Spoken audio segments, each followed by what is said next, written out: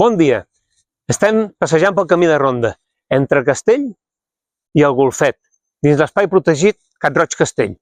El camí de ronda és un camí públic que ens connecta amb el mar, amb el paisatge, amb la natura i amb la memòria històrica i col·lectiva de la Costa Brava.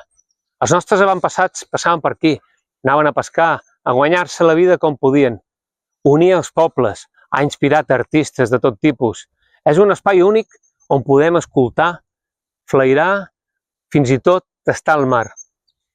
Malauradament hi ha molts de trams que estan trencats, degradats o directament han estat tancats pels interessos privats, com és aquí, dins els jardins de Cat Roig, que ens tanquen per la banda nord i per la banda sud el camí de ronda.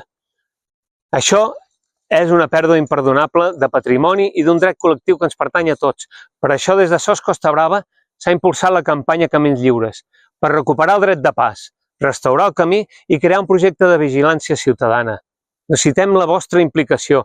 Us animem a fer-vos protectores i protectors o a col·laborar des de soscostabrava.cat/camins lliures, perquè els camins de ronda són un bé públic.